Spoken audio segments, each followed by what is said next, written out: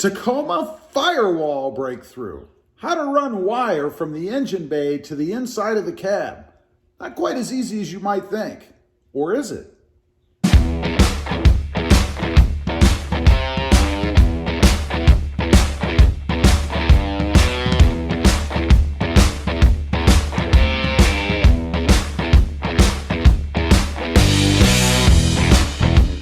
Well, good morning, everybody. How are you today? Pretty good here. I am running some wire for an upcoming mod through the firewall on the Tacoma. So from the engine bay to the inside, right? Now, as these engines have gotten more accessories and things on them, in other words, more junk inside the engine bay here, it's a hell of a lot more difficult to get wires through. And the last thing you want to do is punch through and nick or damage the wires in a harness that you're trying to run next to. But I found a pretty easy way to do it. So let me show you. First of all, and hopefully you can see, let me get you right up here. There's a screwdriver right there. You see that screwdriver? And it's running through a hole in the truck, which is obviously right below these wires, right? Initially, when I was going to do this, I was going to try to go through a big grommet down here. Let me tell you, that is not the way to go. There's a ton of wires and stuff in there, and pretty easy to nick that. So I got to looking, and right here where that screwdriver is, there was a grommet. And that grommet is right here. This is what you would see if you were looking at it, right? It just pulls right out, pretty simple, no big deal. And then right behind it is nothing. Now, let me see if I can take you guys inside, and I'll show you where it actually comes through. That's assuming I can get a good angle for you. It's rather tight down here. Hopefully you'll be able to see the screwdriver up there. I don't know. It's right, let's see. It's right up in that area. Again, I'm not sure if you're going to be able to see it, but where the beam of light is most focused, that's where the screwdriver comes through. And again, there's nothing in the way up there to stop you from doing this. You're not going to hit anything when you come through. So pretty handy way to get inside the cab from the engine bay through the firewall. Now, let me show you further what I'm going to do. I actually popped off this cover here. You guys can see right here. It just pulls out like so. And then, of course, there's a bunch of wires and stuff plugged into the back.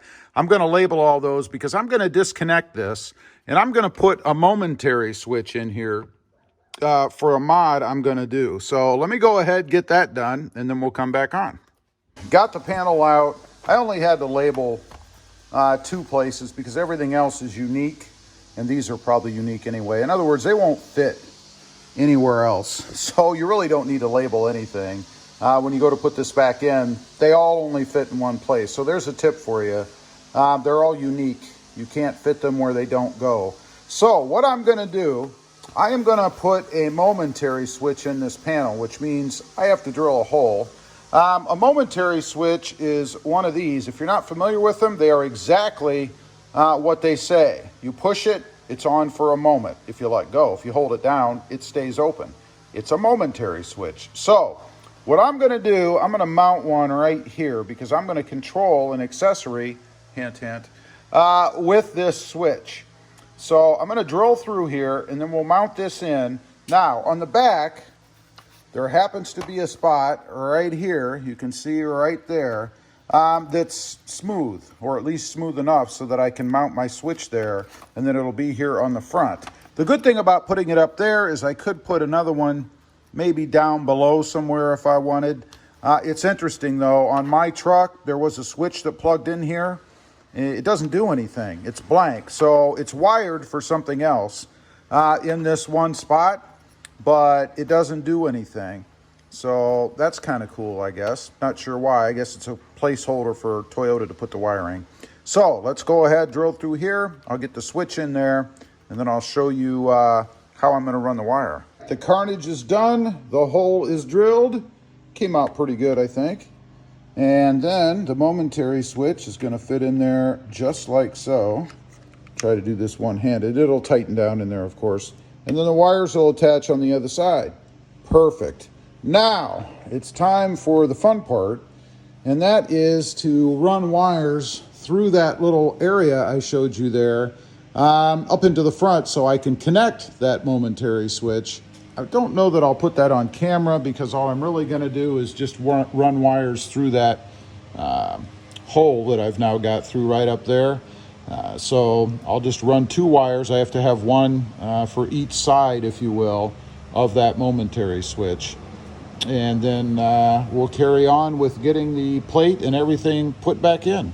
Okay, we've got the switch in now. You guys can see right there. Came out really well, I think. That's what it'll look like inside the truck. And then I have just soldered a couple of wires, put a little heat shrink tape on each one of the terminals. There are 2 terminals you can see there. And that's because these are going to connect up to the wiring that I have run through the firewall so that we can then finish the connection to the accessory itself when we get to that point. So I'm going to go ahead, get this back in, get these connected up to the wiring in the truck, and we'll put this back in, and then this part, at least running wires through the firewall, will be done. Everything is put back together. All the wiring is tucked back behind. The panel is back on. There is my momentary switch. You may have noticed I did choose blue. Go figure, right? I did test this before I, put everything together to make sure that it worked, and it is working. So now I have wire run from there through the firewall, and there's just one more part of this little exercise, and what I'm going to try to do is drill this center part out so I can feed this back over the wires here and plug that grommet back in where it goes.